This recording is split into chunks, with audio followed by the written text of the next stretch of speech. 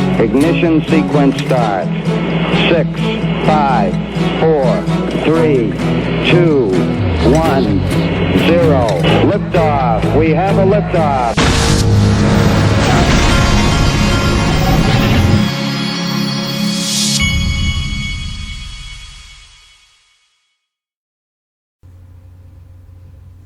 Hey everybody, this is the Digital Asset Investor. Today, I wanted to tell you that I got roped into helping coach my 7-year-old's fall baseball team. And yesterday, I throw to my sons all the time, but yesterday I had to throw to an entire team for the first time in a while.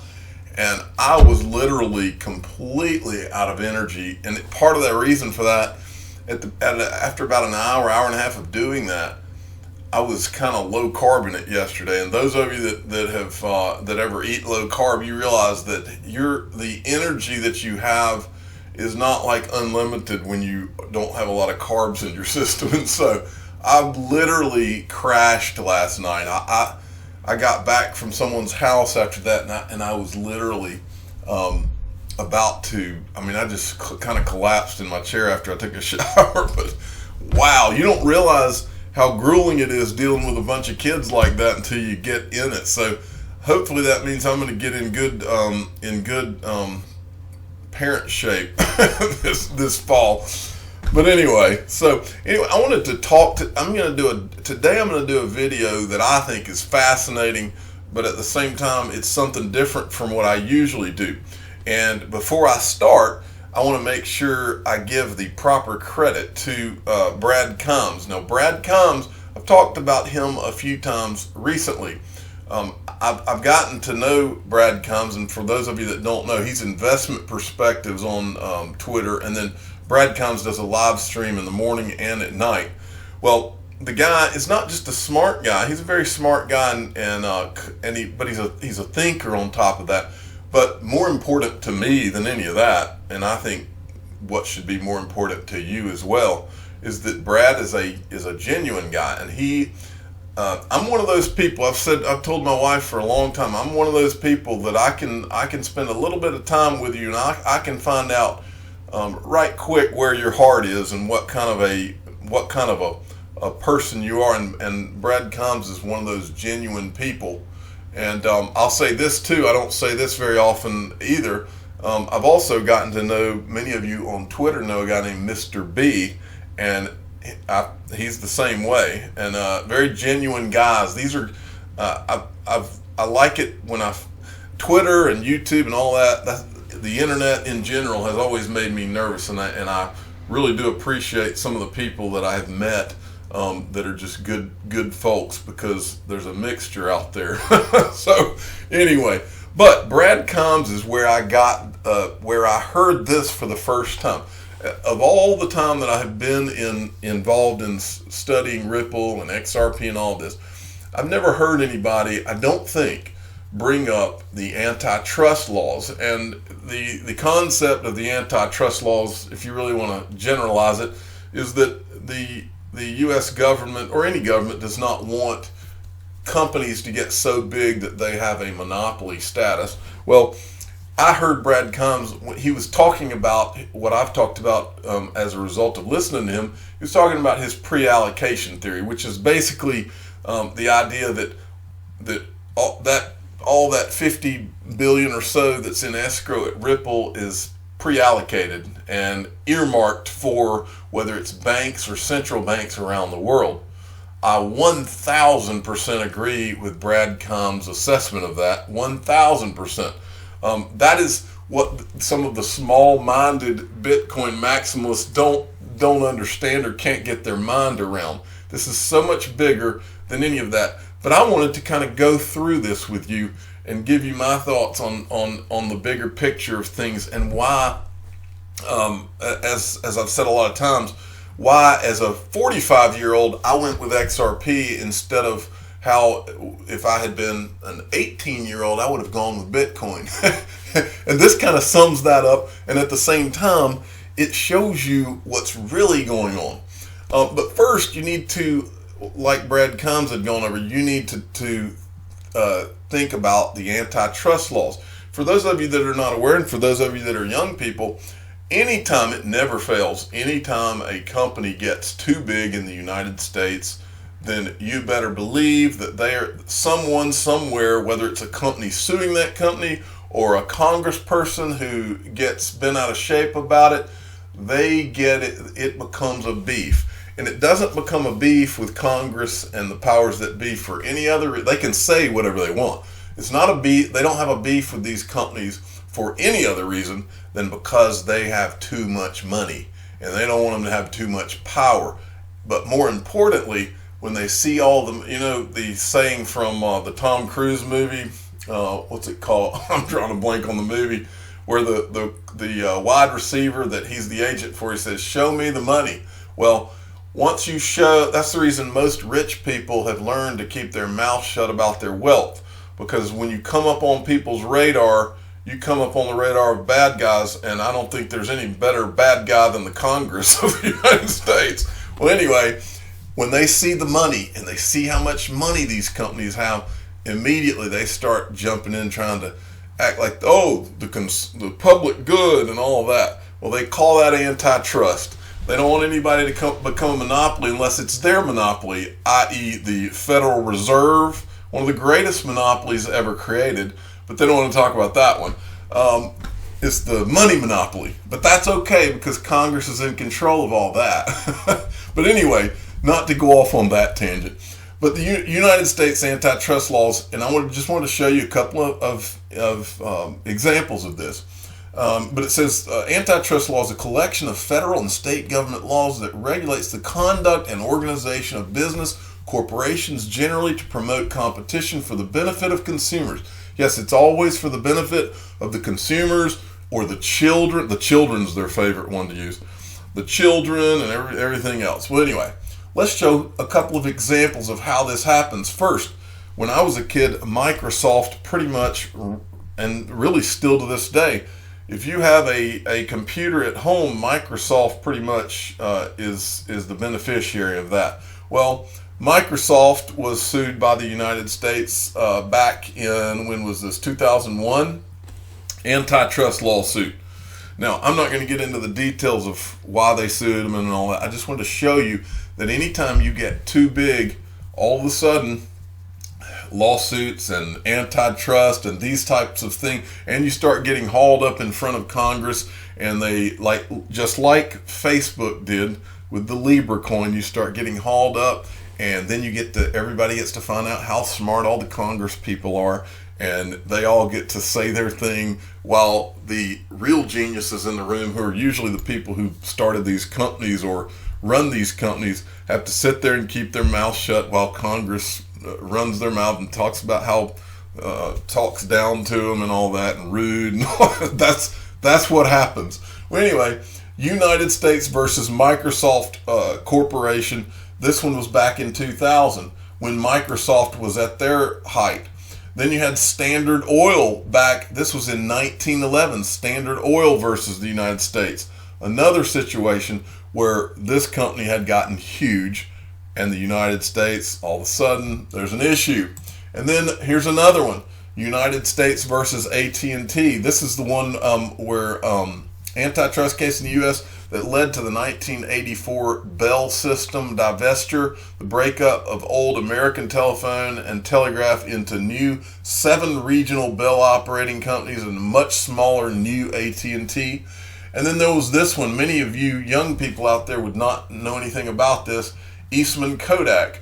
This Eastman Kodak they were like a huge company with about having to do with photos and this type of thing. Eastman Kodak was involved in an antitrust. Now, look at what this article is about. This is recently. EU antitrust regulators have Facebook's Libra currency in their sites. And it says, the European Union antitrust regulators have begun conducting a preliminary investigation into Facebook's plans to launch a digital currency. Regulators are reportedly concerned that the Libra currency could shut out rivals and create competition restrictions related to the use of information and consumer data. Now, this doesn't have to do with the video I'm making, But to me, I don't think it is any coincidence that the EU is giving Facebook and their Libra currency a hard time, when the EU has been one of the areas of the world that Ripple has been working with consistently and constantly, and they seem to be big fans of what Ripple's doing. But that's not what we're talking about here. So next, this is from back in December 2017, when it was announced that Ripple escrows 55 billion XRP for supply predictability. Bitcoin maximalists, they see this and they are so offended because it just infuriates them. The idea that here they had this Bitcoin thing and it was so perfect because it was the anti-government. It was all of the Bitcoins and all that it's mined, and so nobody can come in and control it. And here's this company, and they're coming in and they're going to control all of this XRP, and it's just nothing but a scam. What they don't want to acknowledge is that these people are some of the brightest minds in the world, and that they have a plan. That is the Bitcoin people's worst nightmare. And so they have to say scam, scam, scam, and all that. Now we'll get further into that. So what happens after this? And then remember, December 7th, after this is when the run-up in the price of XRP began. So what happened then? What would you do if you hate Ripple and everything that Ripple and XRP stands for, and you are a Bitcoin maximalist? Well, Laura Shin, who hates Ripple, hates Ripple and XRP and everything, she's a total Bitcoin person. She tweeted this on January the 3rd, 2018. This was right when Ripple was really getting going, folks. Ripple is highly centralized, and XRP is more akin to a PayPal account than a trustless system like Bitcoin. It's hard to come up with any rational reason why XRP exists in the Ripple protocol other than as a means for Ripple to make money. Lots of money. She has a real big issue with Ripple. She thinks Ripple has all this money, this XRP from escrow, and they're hoarding this, and they're just greedy rich guys, and they want to keep all this. They're going to make lots of money. And then she was in a video saying the same thing. This was earlier. This was later, but anyway, this is just a video I found from her, and she's talking about how these guys are making a lot of money. You can just see the rage underneath her, underneath what she's saying, but she's trying to come off as just being this nice person. But back to this. So remember, this is January 3rd, 2018, when she tweets this, okay? Then she writes an article about, this was on February the 28th of 2018. Ripple's Chris Larsen, meet the richest person in cryptocurrency. Okay, now she writes this article as if she's just writing an article just to inform you that Chris Larsen is the richest person in cryptocurrency and wants to highlight what his net worth is. What this really was, and I've said this on this channel before, what this really was a hit. This was a hit on Chris Larsen by Laura Shin, because you don't write this on January the 3rd.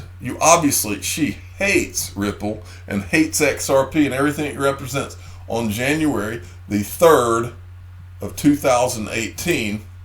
And then on February 28th of 2018, you try to write an article that makes it look like you're just informing people that crypto's this big thing, and this is one of the guys. No, this was written specifically to raise some eyebrows. Who's this guy? This guy's one of the richest people. Who is this guy? And then if you look down further in the article, she gets into, let's see what it says here. The bulk of it derived from, the richest man in crypto is Chris Larsen. The bulk of it derived from 5.2 billion XRP, the token of Ripple, the company he founded with Jed McCaleb to facilitate international. His company, she makes sure she points this out. His company controls 61 billion of the 100 billion XRP in supply. Forbes is calculating his net worth based solely on XRP he owns personally. And then, so anyway, this is me talking. This article was written specifically to get eyebrows to go up, to look, okay, wait, who's this? This guy's the richest guy in the world, and this company controls all of this XRP. because she's no dummy. She knows that what happens when a company is seen as being too powerful. That's what this article is written for. But they didn't stop there.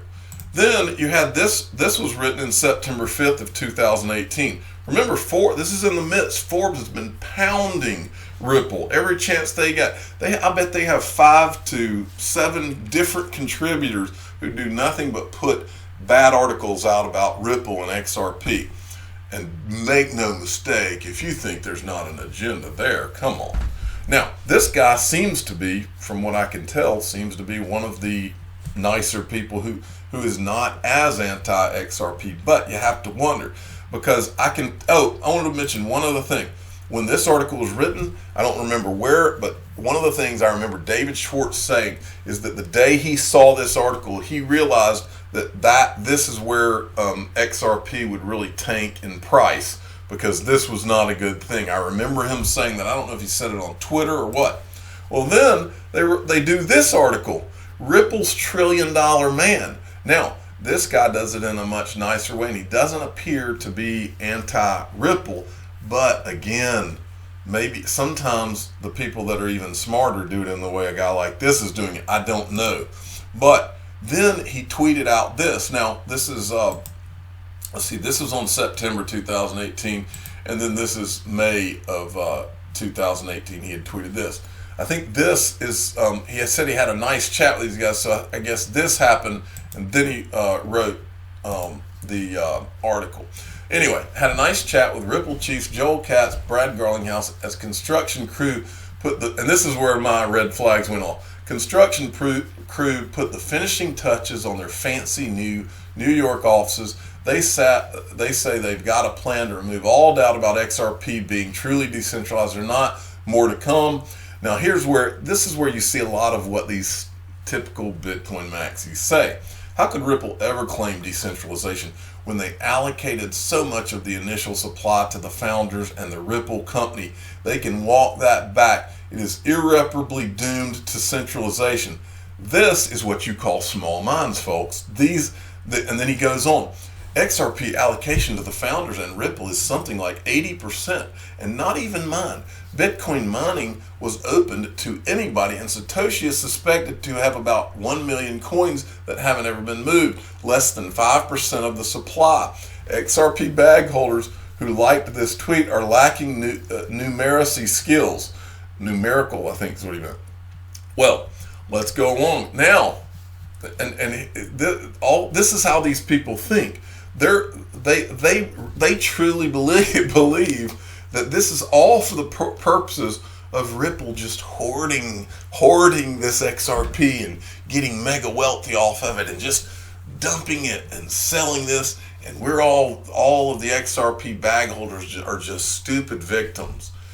The thing that those of us that have been in this long enough, we've seen the much bigger picture, and we realize just how naive and really stupid that these people are. They truly don't understand what's going on. Well, back to what we're talking about. This is a Galgatron blog. He wrote this on July 10th, 2018. For those of you that don't follow Galgatron, go to Twitter and follow him today.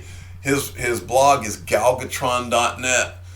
One of the smartest people I've read on Twitter, and his blog is genius. He's really some sharp guy.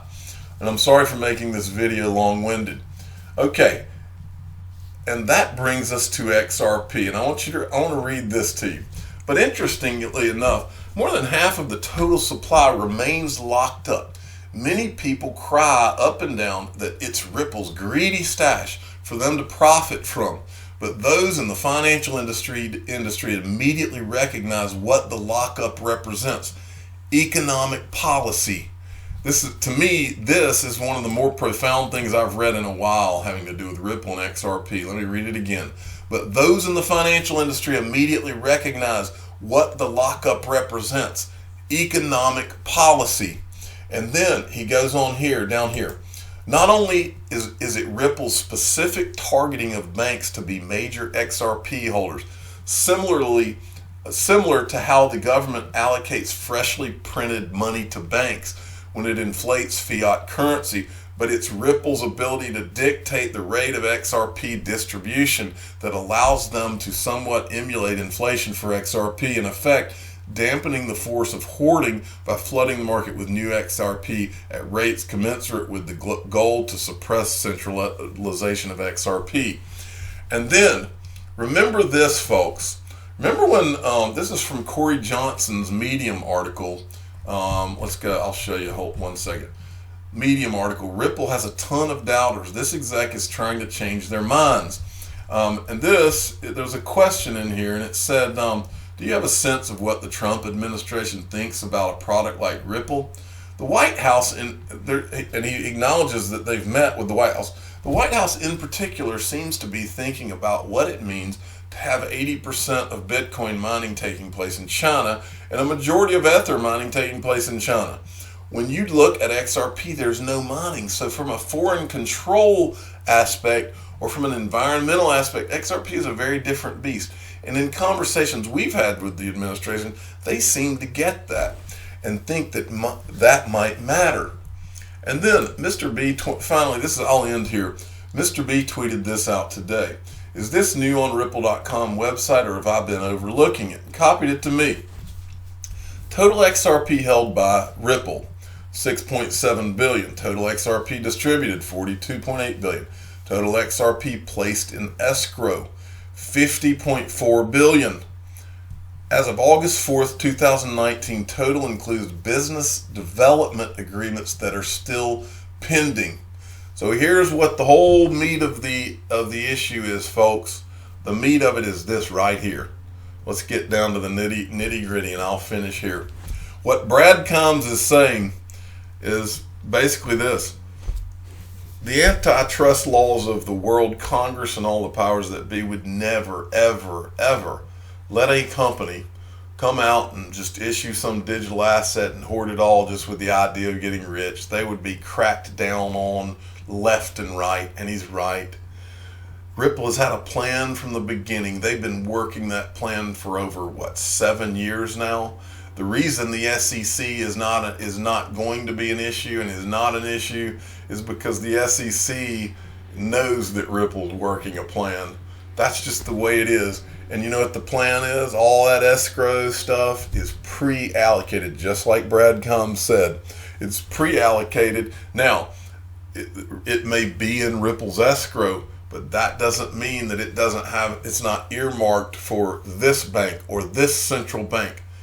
There is a plan in place, and a plan is what the governments of the world could get on board with. What they would not get on board with, oh yeah, some guy sitting behind a computer in a bathrobe somewhere who we don't know has created a digital asset, and he kept 1% or so for himself, and then the rest of it's just going to be mined by people around the world. And by the way, China over here has set themselves up to control 80% of that mining.